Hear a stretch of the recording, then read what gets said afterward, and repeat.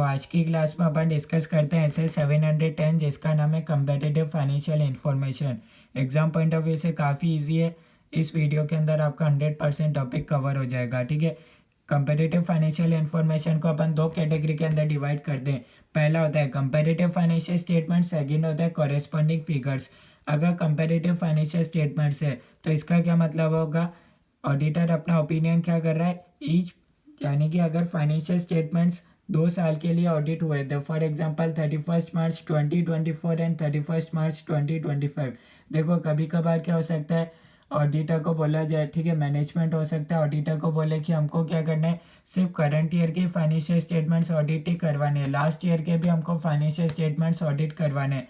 तो इस केस में क्या होगा, ऑडिटर अपना ओपिनियन दोनों साल पर एक्सप्रेस करेगा। ठीक है, करंट ईयर एंड आप बोल सकते हो प्रीवियस ईयर, उसको अपन बोलते हैं कंपेरेटिव फाइनेंशियल स्टेटमेंट्स। यानी कि ऑडिटर अपना ओपिनियन ईच पीरियड, ठीक है, यानी कि फाइनेंशियल स्टेटमेंट्स जितने भी टाइम पीरियड के लिए ऑडिट हुए थे, यानी कि अगर 2 साल के लिए ऑडिट हुए थे तो ऑडिटर अपना दोनों साल पर अपना ओपिनियन एक्सप्रेस करेगा। ठीक है, in this case comparative information prior period amount and disclosures are included for comparison with the current year financial statements. Current year तो डेटा हो गई, साथ ही साथ प्रीवियस ईयर भी होगा और प्रीवियस ईयर पर भी ऑडिटर अपना ओपिनियन एक्सप्रेस कर रहा है।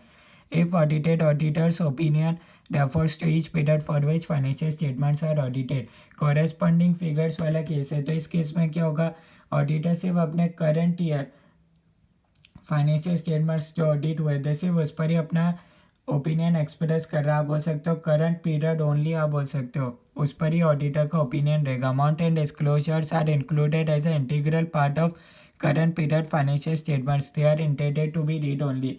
देखो फाइनेंशियल स्टेटमेंट्स के अंदर दोनों साल का डेटा होगा, 31 मार्च 2024, 31 मार्च 2025। पर इस केस में ऐसा नहीं होगा कि ऑडिटर अपना दोनों साल पर ओपिनियन एक्सप्रेस कर रहा है। लास्ट ईयर जो प्रीवियस ईयर का आप बोल सकते हो डेटा दे रखा है वो सिर्फ रीड ओनली रहेगा। ठीक है, अगर लोगों को कंपेयर करना है तो कर सकता है। इसका मतलब ये नहीं है कि अगर फाइनेंशियल स्टेटमेंट्स के अंदर 2 साल का डेटा आ रहा है 24 एंड 25, तो इसका मतलब ये नहीं कि ऑडिटर दोनों साल पर ही अपना ओपिनियन एक्सप्रेस कर रहा है। अगर कॉरेस्पॉन्डिंग फिगर्स वाला केस है तो इसका मतलब ऑडिटर अपना ओपिनियन सिर्फ करंट पीरियड पर दे रहा है। लास्ट ईयर का क्यों इंक्लूड करा, वो सिर्फ रीड ओनली है। अच्छा, सेकेंड पॉइंट बता रखा है reporting requirements with respect to corresponding figures. दोनों टर्म्स आई होप आपको क्लियर हो गई होगी। ठीक है, कॉरेस्पॉन्डिंग फिगर्स के लिए अब रिपोर्टिंग रिक्वायरमेंट्स क्या रहेगा, auditor's opinion shall not refer to corresponding figures except in the following circumstances. Exam point of view से सेकेंड पॉइंट को इंपॉर्टेंट मार्क कर देना। इसके अंदर बता रखा है, देखो जनरली क्या रूल होता है कि ऑडिटर क्या करेगा, कॉरेस्पॉन्डिंग फिगर्स वाला केस है तो सिर्फ करंट ईयर पर ही अपना ओपिनियन एक्सप्रेस करेगा। पर इन 3 सिचुएशन के अंदर क्या हो सकता है, ऑडिटर करंट ईयर पर भी अपना ओपिनियन एक्सप्रेस करेगा, साथ ही साथ वो प्रीवियस ईयर पर भी अपना ओपिनियन एक्सप्रेस करेगा कॉरेस्पॉन्डिंग फिगर्स के अंदर ही। अगर ये 3 सिचुएशन अराइज होती है तो तीनों मतलब अलग अलग सिचुएशन है।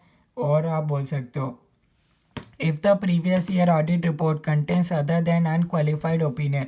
मान लो प्रीवियस ईयर ऑडिट हुआ था, ऑडिटर ने क्या दिया था, अदर देन अनक्वालिफाइड, यानी कि मॉडिफिकेशन ओपिनियन दिया था, एडवर्स दिया था, क्वालिफाइड, डिस्क्लेमर दिया था, और वो मिस्टेक क्या हो रही है, वो मिसस्टेटमेंट अभी करंट पीरियड में भी एग्जिस्ट कर रही है, उसका इफेक्ट आज भी आ रहा है।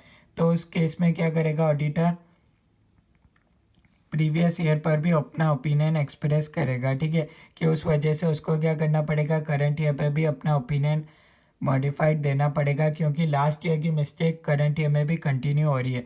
If in auditors opinion material misstatement exist in prior period which was not addressed earlier. ठीक है, मान लो लास्ट ईयर ऑडिट हुआ था, ठीक है, अब लास्ट ईयर ऑडिटर को मिला नहीं वो मिस्टेक, पर ऑडिटर ने क्या करा, मतलब बाद में चेक करा तो क्या हुआ, मटेरियल मिस स्टेटमेंट एग्जिस्ट कर दी थी प्रायर पीरियड के अंदर जो कि एड्रेस नहीं हुई, यानी कि करेक्ट नहीं हुई लास्ट ईयर। ठीक है,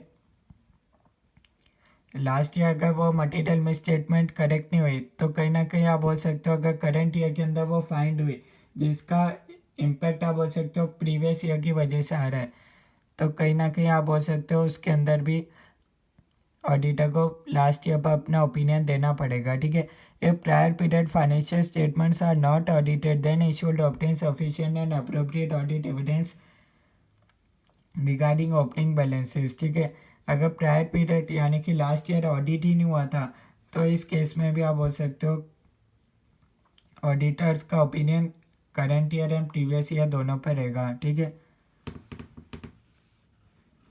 तो ये 3 सिचुएशन आपको ऐसे ही बता रखी है, आप इसको याद कर सकते हो। अगर प्रीवियस ईयर क्या हुआ, मॉडिफिकेशन आया था, ठीक है, या फिर आप बोल सकते हो मटेरियल में स्टेटमेंट एग्जिस्ट करती थी, ठीक है, और जिसका एड्रेस लास्ट ईयर नहीं करा था, ठीक है, और या फिर आप बोल सकते हो लास्ट ईयर ऑडिट ही नहीं हुआ था। तो इस केस में क्या होगा, auditor current year and previous year दोनों पर अपना ओपिनियन देगा।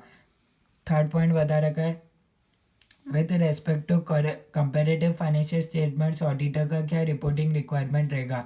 ठीक है, कंपेरेटिव यानी कि ऑडिटर अपना दोनों ईयर्स पर अपना ओपिनियन दे रहा है। Auditors opinion shall refer to each period for which financial statements are presented.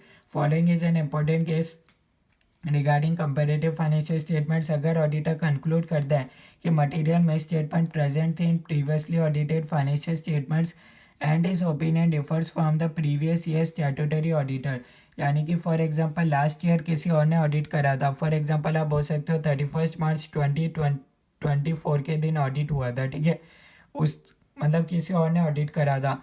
आप बोल सकते हो 31 मार्च 25 के दिन कोई और है, करंट ईयर ऑडिटर कोई और है, प्रीवियस ईयर ऑडिटर कोई और है। प्रीवियस ईयर ऑडिटर ने क्या दिया था, प्रीवियस ईयर ने आप बोल सकते हो उसने दिया था क्लीन ओपिनियन दिया था प्रीवियस ईयर ऑडिटर ने। पर करंट ईयर ऑडिटर को क्या बोला गया, मैनेजमेंट ने बोला यार करंट ईयर ऑडिटर तुम क्या करो, पिछले साल का भी तुम वापस से ऑडिट कर लो, भले ऑडिट हो गया था पर एक तुम क्या करो प्रीवियस ईयर का भी ऑडिट करो, करंट ईयर का भी ऑडिट करो, ऐसा करंट ईयर ऑडिटर को बोला। ठीक है, सिचुएशन समझ में आ जानी चाहिए। देखो लास्ट ईयर ऑडिट हुआ था, प्रीवियस ईयर ऑडिटर ने क्या दिया था, क्लीन ओपिनियन दिया था। उसके बाद नेक्स्ट ईयर आया, करंट ईयर ऑडिटर बदल गया, ठीक है, नया ऑडिटर आया, मैनेजमेंट ने बोला करंट ईयर ऑडिटर को यार तुम क्या करो दोनों साल के फाइनेंशियल स्टेटमेंट्स ऑडिट करो।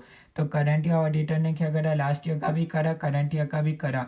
अब करंट ईयर ऑडिटर को लगता है यार प्रीवियस ईयर में तो क्लीन आना ही नहीं चाहिए था, एडवर्स आना चाहिए था, क्वालिफाइड आना चाहिए था, मॉडिफिकेशन आना चाहिए था, ठीक है, ओपिनियन डिफर्स।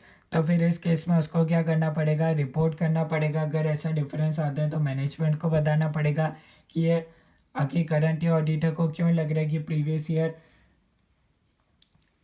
मॉडिफिकेशन आना चाहिए था, क्या कोई ऐसा सब्सिक्वेंट इवेंट हुआ था क्या। तो मैनेजमेंट उसको करेक्ट कर देगा। अगर मैनेजमेंट मना कर देता करेक्शन के लिए, ठीक है, साथ ही साथ उसको क्या करना पड़ेगा, पहले तो मैनेजमेंट को बताना पड़ेगा और साथ ही साथ जो पहले वाला ऑडिटर था उसको बताना पड़ेगा कि उसने गलती कर दी थी ऑडिट में। करंट ईयर ऑडिटर को लगता है कि लास्ट ईयर क्या आना चाहिए था, मॉडिफिकेशन आना चाहिए था, किस वजह से आता है ये रीज़न बताने पड़ेंगे।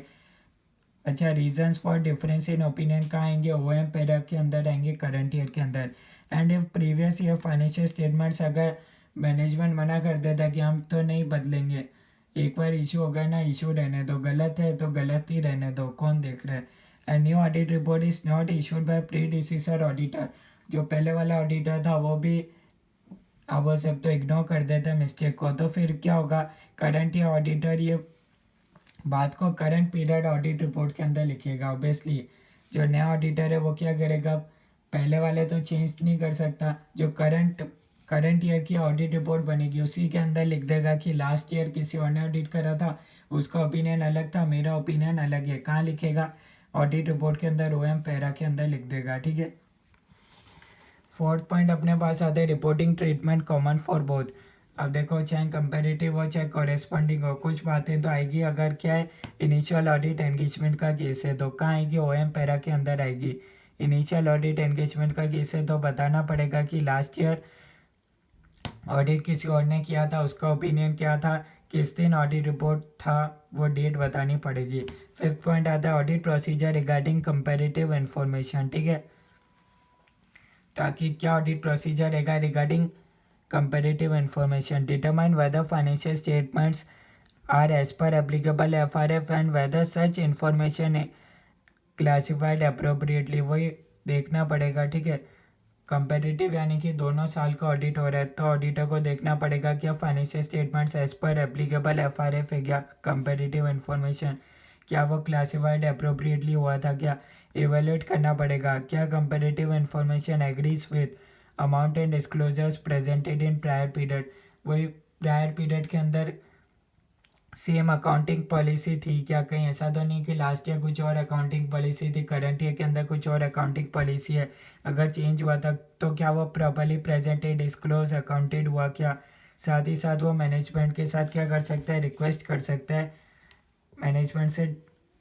मैनेजमेंट के साथ WR रिटर्न रिप्रेजेंटेशन मांग सकते हैं for all periods reflected in the auditors opinion. For example अगर ऑडिटर 2 साल का ऑडिट कर रहा है तो वो 2 साल का मैनेजमेंट से WR ऑब्टेन कर सकता है, ठीक है। The auditor shall obtain a specific WR regarding any prior period item that is separately disclosed in the current year statement of P&L, ठीक है। एक स्पेसिफिक WR भी मांग सकता है रिगार्डिंग प्रायर पीरियड आइटम जो कि क्या हुआ था, सेपरेटली डिस्क्लोज होने वाले current year statement of P&L के अंदर, वही अगर कोई अलग चीज़ है उसके रिगार्डिंग। तो ये थोड़ा बहुत लैंग्वेज आपको याद रखना पड़ेगा, इसके लिए मैंने आपको 5th एंड 6th पॉइंट दे रखा है। ये एग्जाम पॉइंट ऑफ व्यू से इंपॉर्टेंट है, इसके लिए मैंने कोई लैंग्वेज के अंदर कट शॉर्ट नहीं करा है, ठीक है। जितना मैं आपको बता रहा हूँ उतना आपको याद करना पड़ेगा। When the audit report on the prior period include modified opinion, last year audit हुआ था उसके अंदर ऑडिटर ने मॉडिफिकेशन दिया था, तो फिर क्या करेगा current year auditor, matters which give rise to modified opinion. या तो क्या होगा, जिस वजह से मॉडिफिकेशन आया था लास्ट ईयर, या तो वो मैटर सॉल्व हो गया होगा या फिर नहीं हुआ होगा। अगर सॉल्व हो गया तो द ऑडिटर क्या कर सकता है, करंट पीरियड के अंदर वही प्रीवियस मॉडिफिकेशन का कोई जिक्र वगैरह नहीं करेगा। अगर वो मैटर आज भी सॉल्व नहीं हुआ लास्ट ईयर का, जिसकी वजह से लास्ट ईयर मॉडिफिकेशन आया था, तो ऑडिटर को करंट ईयर के अंदर भी मॉडिफिकेशन देना पड़ेगा। In the basis for modification paragraph, अब अगर मैटर सॉल्व नहीं हुआ तो बेसिस फॉर मॉडिफिकेशन के अंदर लिखना पड़ेगा current period figures and corresponding figures. उसके अंदर बताना पड़ेगा कि आखिर कौन सा मैटर है जिसकी वजह से मॉडिफिकेशन आ रहा है और करंट पीरियड के अंदर भी उसका इफेक्ट रहने वाला है और वो मटीरियल है। Explain that auditor's opinion has been modified because of the effect of unresolved matter। उसको साफ साफ बताना पड़ेगा कि आखिर करंट ईयर के अंदर मॉडिफिकेशन क्यों आ रहा है, क्योंकि लास्ट ईयर वाला मैटर अभी तक सॉल्व नहीं हुआ, इसलिए वो करंट पीरियड के अंदर भी मॉडिफिकेशन दे रहा है। तो जितना मैंने आपको बताया उतना लैंग्वेज आप याद कर सकते हो, इतना ही एग्जाम पॉइंट ऑफ व्यू से इनफ है। Thank you everyone. 100% कवरेज हो गया है, ठीक है, एज पर एग्जाम पर्पस।